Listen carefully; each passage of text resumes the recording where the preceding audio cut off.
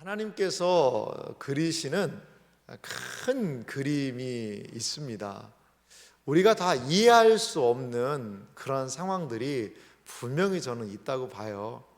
여러분, 하나님께서는 어떠한 과연 그림을 그리실까?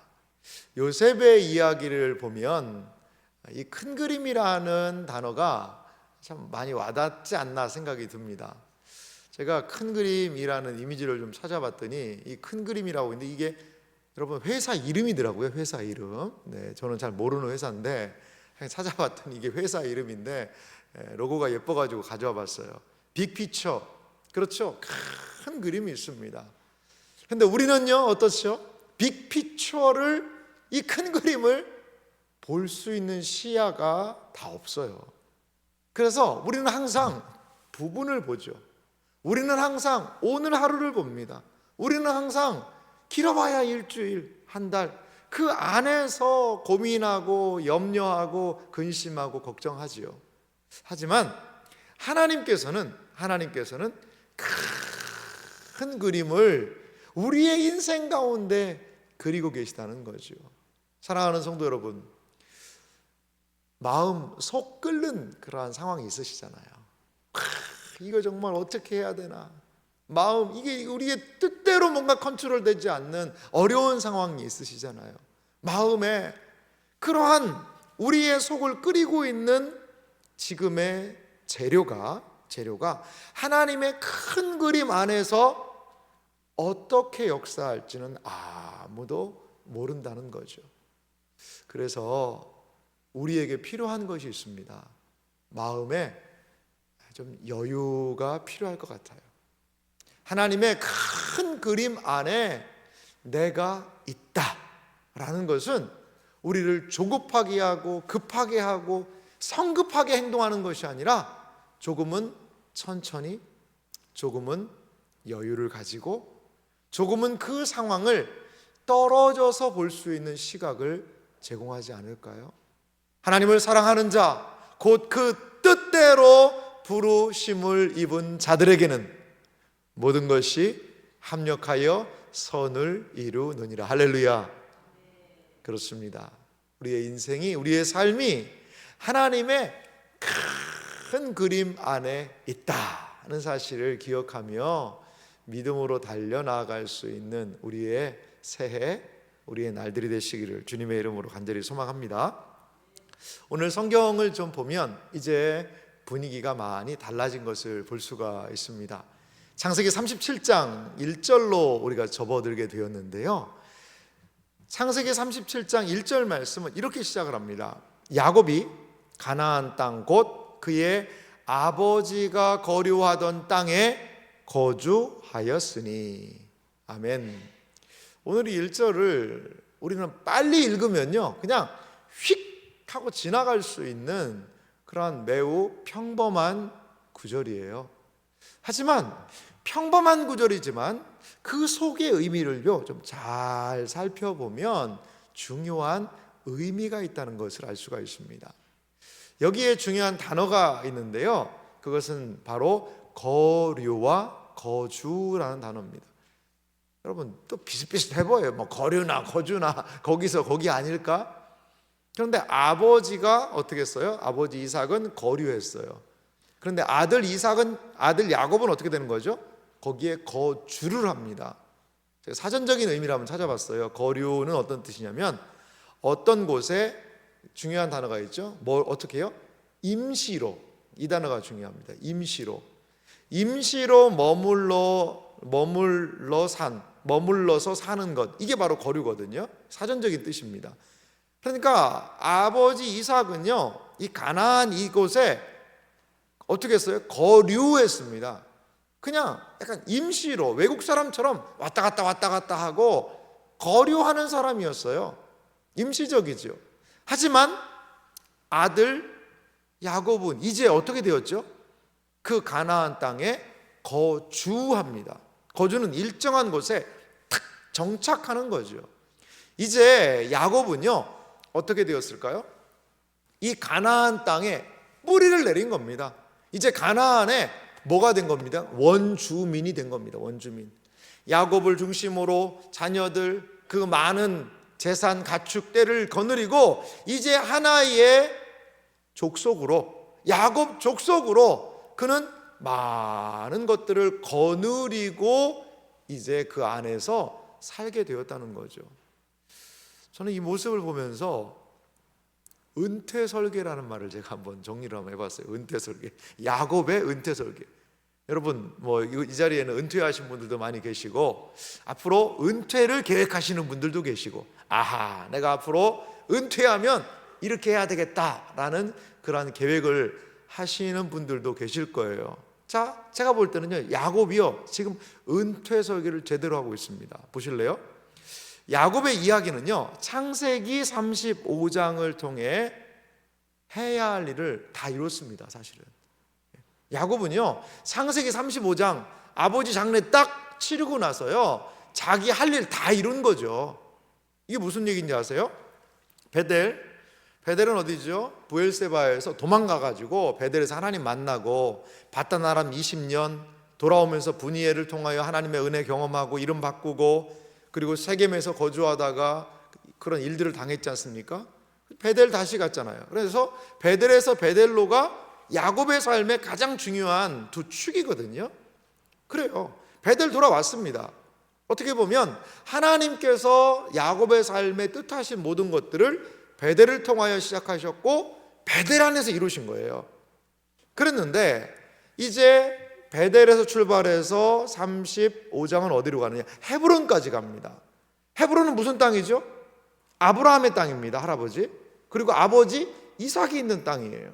그래서 믿음의 땅으로 도착을 하면서 야곱의 삶의 궤적은 조상의 땅 헤브론의 도착으로 그가 할 일을 다 했다.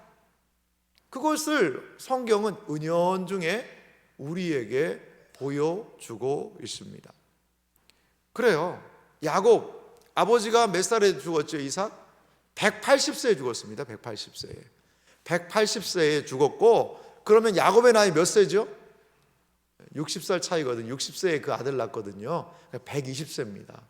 여러분, 인생 120세면 어때요?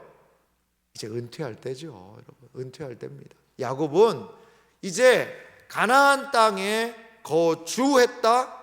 그의 여러 상황 정황을 보면 이제 은퇴해도 되는 때입니다. 뒤에 물러서서 그의 아들들이 믿음의 유업을 이어갈 때죠. 이제는 내가 뭐 굳이 여기에서 무엇인가를 막 이루기보다도 이제 나는 은퇴를 해서 아들들 잘 되는 거 보고 이렇게 하면 되는 것 아닐까? 아마 야곱은 그렇게 생각했을 겁니다. 그리고 성경도 그것을 지지하고 있습니다. 창세기 37장부터는요 야곱의 무대가 아니에요. 이제 요셉이라는 그 아들로 여러 가지 상황이 머물러 넘어가고, 창세기 39장을 통하여서 요셉이 어떻게 되죠? 애굽에 팔리고, 그러면서 요셉을 중심으로 해서 그 아들들과의 이야기가 이어져 가요. 하지만 우리는 특세를 통해서 지금 누구를 살펴보고 있습니까? 야곱 살펴보고 있잖아요. 그러니까 성경의 중심은 분명히 요셉이지만 우리 야곱의 시각으로 이 상황을 좀 살펴보기를 원합니다. 그렇습니다. 어떤 측면에서 야곱은 이제 은퇴했고 아들들 잘 되기를 바라고, 이제 야곱이 남은 마지막 사명은 뭔지 아세요? 후계자를 결정하는 겁니다. 누구에게 이 장자의 복을 줄 것인가? 창세기 37장 이후는 바로 그 질문에 대한 답일 수 있어요. 누가 장자가 될 수 있을까? 누가 아브라함과 이삭과 야곱의 이 복을 이어받을 사람은 과연 누구일까? 이제 야곱에게 남은 사명은 그거 하나밖에 없어요. 하나밖에. 가정을 뭐 재산을 더 늘리고 뭐 그거는 이제 관심사가 아니고, 이제 후대에 마치 자기 아버지 이삭이 내가 죽을 날이 얼마 안 됐으니까 내가 너를 축복하게 해라, 그렇게 축복해주고 뒤로 물러나서 열조에게로 돌아가는 일, 그거 하나 남은 상황일 수 있죠. 야곱은 이렇게 은퇴 설계를 했을 수 있어요. 그런데 그것은요, 야곱 생각이지요. 야곱의 생각이에요. 하나님께서는 야곱의 은퇴를요, 어떤 측면에서는 강제로 연기하신 것 같아요. 연기. 하나님 앞에서는 이제는 이 정도니까요, 적당히 대충히 하다가 이제 가면 되지 않겠습니까? 아니요, 그렇지 않습니다. 이번 한 주간을 통해 야곱의 은퇴 설계가 어떻게 하나님 안에서 아름답게 마무리되는지, 야곱의 은퇴 설계와 하나님의 야곱의 인생의 마지막 설계가 어떠한 차이가 있는지를 우리 한번 살펴보는 시간이 되기를 원합니다. 여러분, 그렇습니다. 이렇게 은퇴 설계를 한 야곱은요, 그의 아들 요셉을 특별하게 사랑한 것을 오늘 성경이 우리에게 이야기해 주고 있어요. 창세기 37장 2절 보면요, 야곱의 족보는 이러하니라. 요셉이 17세의 소년으로서 그의 형들과 함께 양을 칠 때에 그의 아버지의 아내들 비라와 실바의 아들들과 더불어 함께 있었더니 그가 그들의 잘못을 아버지에게 말하더라. 여러분, 2절을 읽으면요, 조금은 이게 안 맞는 것 같은 느낌이 들어요. 왜 그러냐면 2절 초반부 때문에 그렇습니다. 야곱의 족보는 이러하니라. 아니, 야곱의 족보를 얘기한다고 그랬으면 야곱은 누구를 낳고 누구를 낳고 누구를 통해서 누구를 낳고 이런 족보가 나와야 되는데, 야곱의 족보는 이러하니라 라고 얘기하면서 요셉이 17세에 이런 얘기를 하고 있다는 거죠. 그러니까 이게 뭐가 좀 안 맞아 보여요. 이 야곱의 족보가 갑자기 툭 튀어나온 것 같지만요, 이것은 36장과 연결이 되어 있어요. 창세기 36장은 우리에게 너무나 지루한 장입니다. 그런데 창세기 36장 1절이 말하고 있는 바를 보면 에서 곧 에돔의 족보는 이러하니라. 족보라는 말이 나와요. 그리고 37장에도 족보라는 말이 나오거든요. 그러니까 36장은 누구의 족보예요? 에서의 족보입니다. 에서의 족보. 37장은요, 야곱의 족보입니다. 야곱의 족보. 이거를 좀 어렵게 생각을 하지 마시고 이렇게 이해를 한번 해보실까요? 집안 차이다. 집안 차이. 지금 36장은 에서의 집안에 대한 소개를 하고 있고 37장은요, 야곱의 집안에 대한 소개를 하고 있다고 생각을 해보세요. 이 톨레돗이라는 단어로 창세기 이게 딱 10번 나오거든요. 이 족보를 통해서도 창세기 구조를 나누기도 하는데요. 한번 집안으로 생각해 보세요. 근데 36장은 사실 우리가 잘 모르는 이야기입니다.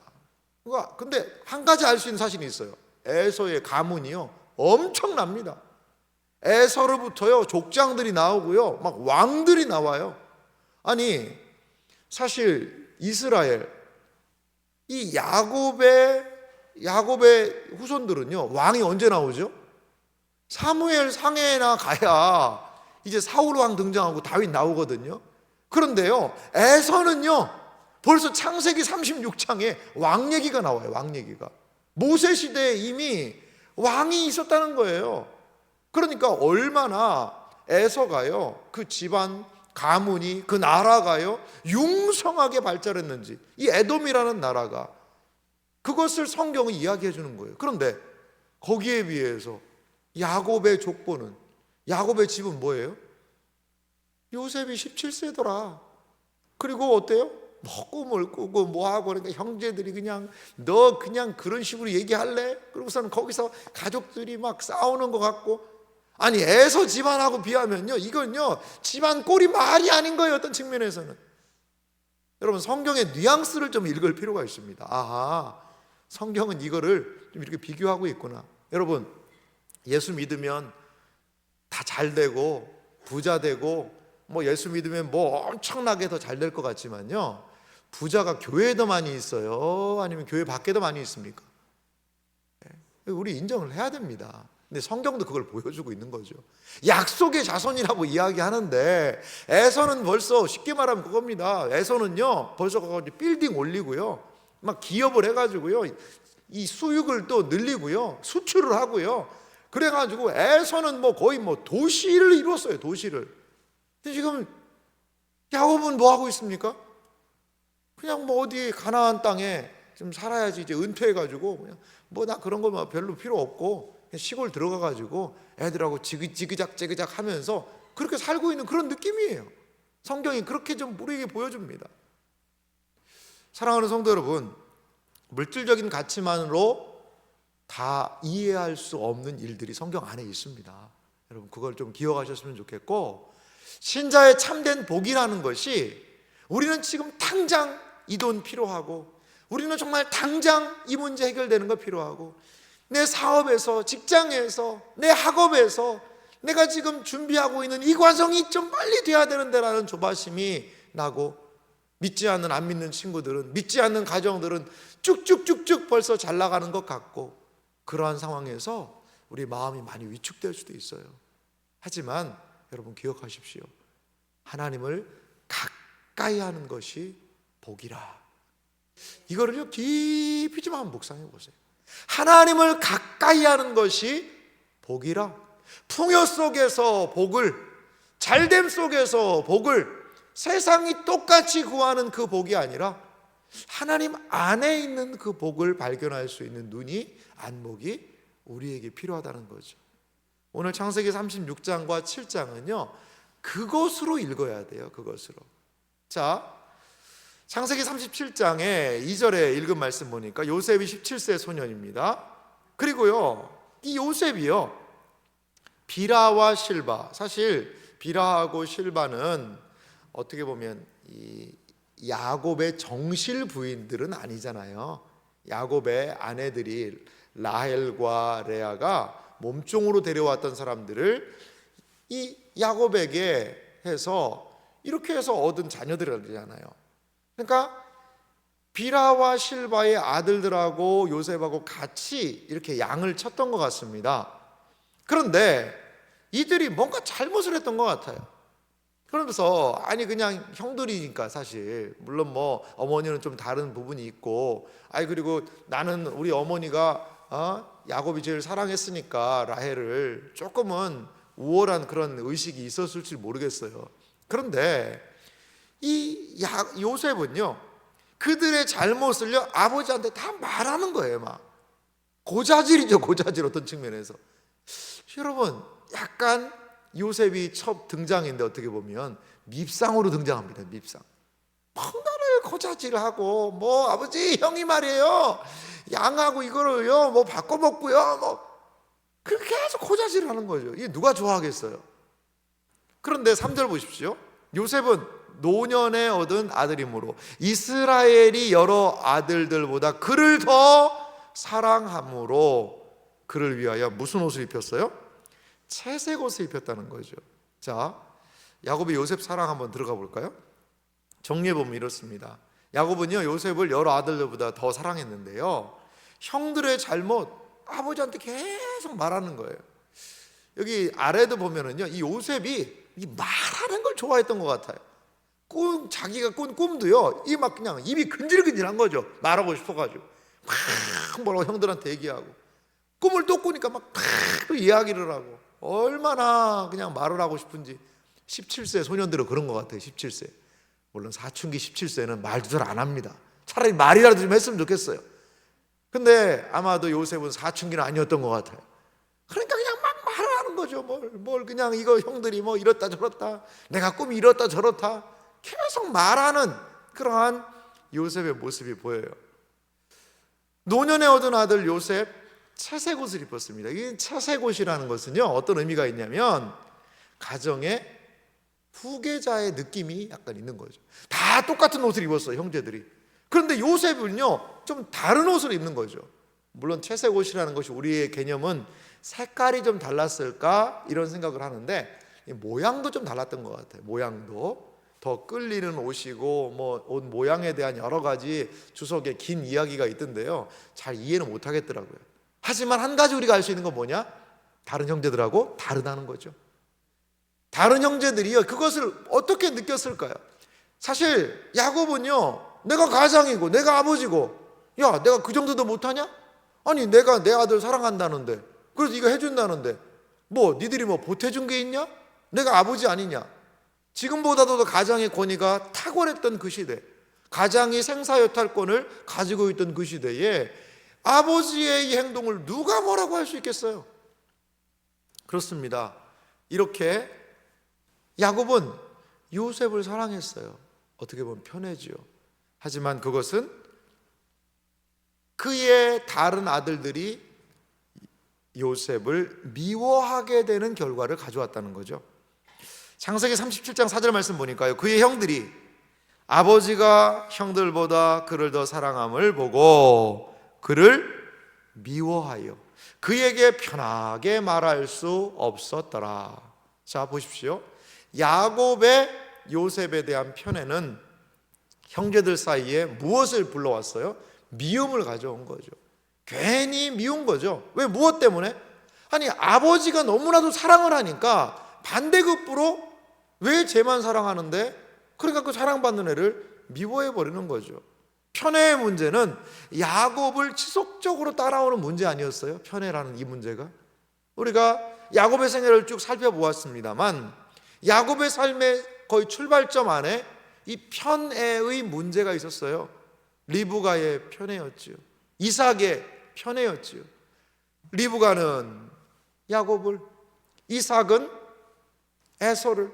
이 부모의 편애 속에 있는 이 자녀들은요, 다툴 수밖에 없었어요. 그래서 어떻게 됐어요? 그 편애 속에서 야곱은요, 바단 아람으로요 도망가 버렸습니다. 그거 아니겠어요?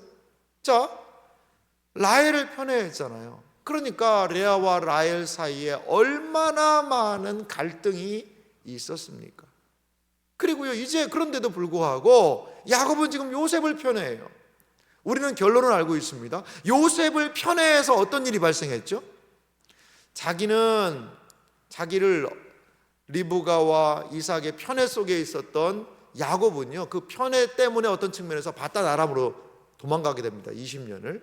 그런데요, 요셉은요, 야곱이 요셉을 편애함으로 말미암아 어디로 잡혀가게 되는 거죠? 애굽으로도 잡혀가는 거예요. 이게 아이러니입니다. 아이러니. 이 구조가 똑같아요. 보면 편애 속에서 가족이 이러한 아픔을 경험합니다. 편애 속에서 어머니 리브가의 얼굴도 보지 못하고 그 리브가는 야곱의 얼굴도 못 보고 죽어요. 이런 편애 속에서 이게 17세지 않습니까? 요셉이 17세인데요. 기간도 똑같아요. 기간도 뭐 17세인데요. 요셉이 27세, 그리고 30세 때 애굽의 총리가 됩니다. 30세 때 한 12년 만에 애굽의 총리가 되잖아요. 그리고요, 그 다음부터 7년의 풍년이 있습니다. 7년의 풍년이. 그러면 몇 살이죠? 37살입니다. 그러면 지금 17세니까 37살 풍년이 끝나는 그 7년까지가 딱 한 20년가량 되는 거죠. 거기에다가 이제 뭐 흉년 2해 때라고 그랬으니까 한 39살 정도에 다시 아버지와 재회하거든요. 정확하게 하면 한 22년 정도의 시간이 걸렸어요. 바단 아람에서 20년간 고생했던 야곱, 애굽에서 22년간 떨어져 있던 요셉. 여러분, 편애의 문제가 아버지와 아들을 동일한 이러한 궤적으로 이끌고 있는 것을 볼 수가 있습니다.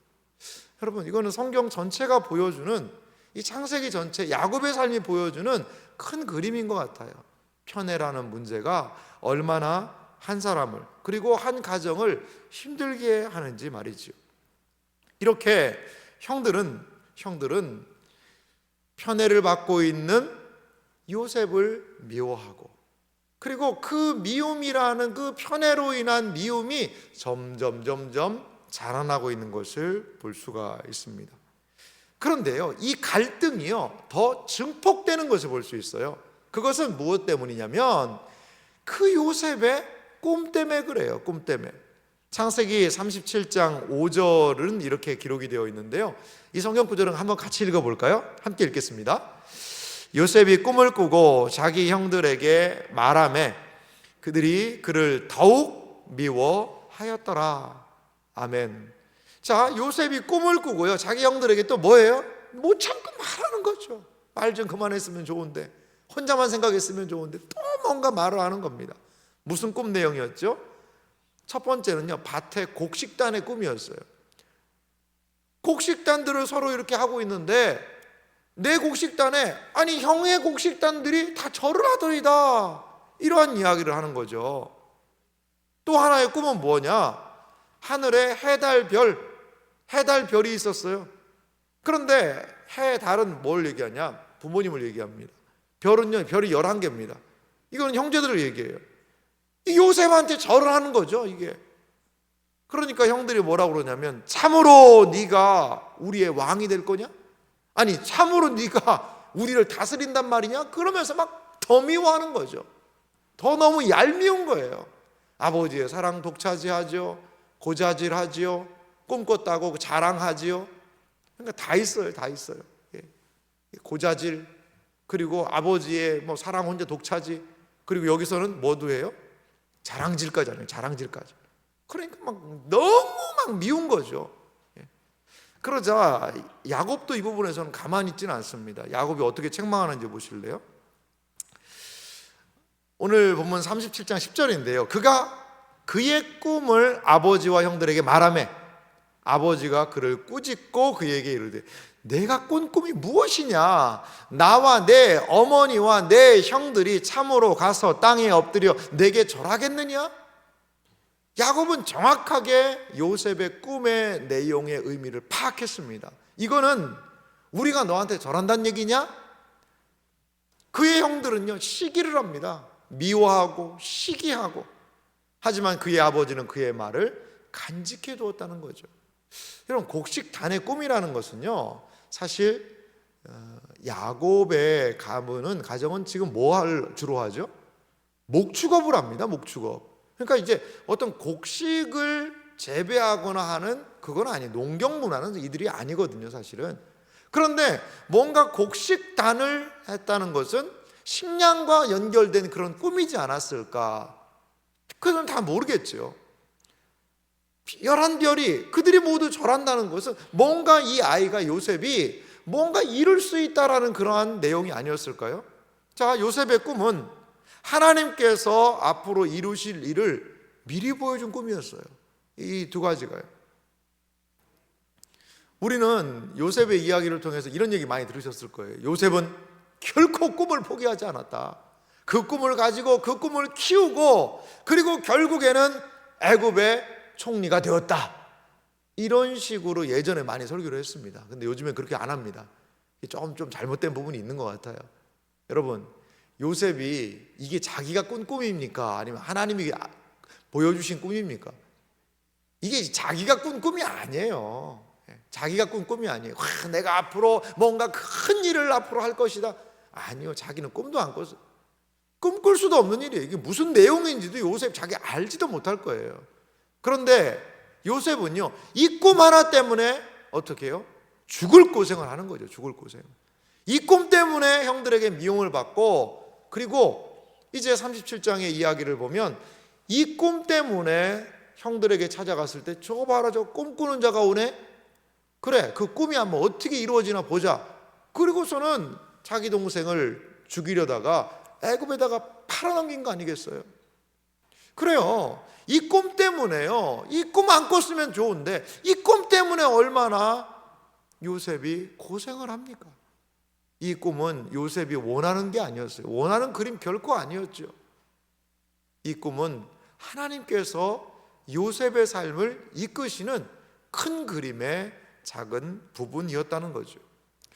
사랑하는 성도 여러분, 이렇게 우리가 다 생각할 수 없는 그런 부분이 있어요. 요셉은요, 이 꿈 아니었으면 아마 이 꿈 얘기 안 했으면 그래도 조금은 미운 털이 있지만 그래도 어느 정도 그 집안에서 있으면서 가나안 땅에 살지 않았을까요? 하지만 그에게 하나님이 왜 꿈을 주시냐는 거예요. 그것도 형들에게 미움받는 꿈, 고생하는 꿈을 말이죠. 우리는 결론을 알기 때문에 목사님 그 꿈이 돈 주고 살 꿈입니다. 목사님, 이 나중에 총리 되는 꿈이에요. 우리는 나중에 이야기를 알고 있지만 요셉은요, 결코 이 꿈의 내용 알지 못했어요. 형들은 그 꿈을 시기했고, 하지만 그 아들들의 시기와 분별하지 못하는 그 이야기 속에서도 야곱은요, 이게 뭔가가 의미가 있긴 한 것 같은데 라고 생각하고 있는 것을 볼 수가 있습니다. 여러분, 이 일을 통하여서 야곱의 가정은요, 갈등이 증폭이 돼요. 자, 이걸 한번 이렇게 제가 정리를 한번 해봤는데요, 은퇴의 삶을 누리며 평안히 이제 살고 그 땅에서 정착해서 이제 이 가나안 땅에서 나도 한 집안 가문을 이루고 시족을 이루며 살 것이다, 은퇴 설계죠. 이랬던 야곱의 가정에 이 갈등의 씨앗이 자라나기 시작합니다. 야곱의 편애에 의해서, 또한 요셉의 꿈에 의해서 말이죠. 하지만 이것에 대해서 야곱이 심각하게 문제의식을 느끼고 있지는 않은 것 같아요. 요셉과 형제들의 갈등은 하나님께서 사용하시는 큰 그림 안에 중요한 뭐예요? 재료가 되고 있습니다. 참 이게 아이러니입니다. 이 형제들의 갈등, 이것이요, 하나님께서 그리시는 큰 그림, 빅피처의 재료가 되고 있다는 겁니다. 여러분, 앞으로 이 갈등이 어떻게 해결될까요? 앞으로 이 갈등을 하나님께서는 어떻게 과연 푸실 거냐 이거죠. 이들은 지금 에서의 이 집안에 비하면 너무나도 초라한 모습입니다. 서로 미워하고 서로 시기하고 질투하고 하나님의 약속의 유업을 받아 누리기에 이 가문은요, 너무나도 불합격의 미달입니다. 하나님의 복은 고사하고 세상의 복도 받지 못하는, 세상의 복이 와도 형제들이 싸우고 하는데 어떻게 그 복이 가정에 임하겠어요? 복이 와도 그 복의 밥그릇을 뒤집어 엎어버리는 지금 그러한 가문 아니겠습니까? 복 받기에는 너무나도 복과는 먼 가정. 과연 이 가정을 하나님은 어떻게 바꾸실 것인가? 야곱은 은퇴를 나름대로 설계했어요. 그래, 이 땅에서 아버지가 머물렀고 할아버지가 왔다 갔다 거류하던 그 땅에 나는 거주하며 여기에서 이제 뿌리를 내리리라 라는 야곱의 은퇴 설계, 이것은 과연 어떠한 방향으로 나아가게 될 것인가? 이것이 바로 우리가 야곱의 생애 오막 이번 한 주 동안 우리가 생각해 봐야 될 큰 주제이자 질문입니다. 사랑하는 성도 여러분, 하나님께서 그리시는 큰 그림이 있어요. 갈등까지도요, 하나님의 역사를 이루는 재료가 되시기도 해요. 우리의 연약함까지도요, 하나님의 뜻을 이루어 나가시는 중요한 소재가 되기도 합니다. 그 이야기를 앞으로 이번 한 주간에 걸쳐 살펴보도록 하겠습니다. 지금 우리의 마음을 힘들게 하고 어렵게 하는 그러한 것들이 있으세요? 하나님이 그것을 어떻게 바꾸실지를 기억하며 여러분 기도해 봤으면 좋겠어요. 하나님의 큰 그림 안에 우리의 삶이 있습니다. 하나님께서 하실 그 큰 그림의 역사 속에 2024년 올 한 해를 우리도 아버지 하나님의 시각으로 바라보고 합력하여 선을 이루시는 하나님을 기대하고 사모함으로 나아가는 여러분들의 삶이 되시기를 주님의 이름으로 축원합니다.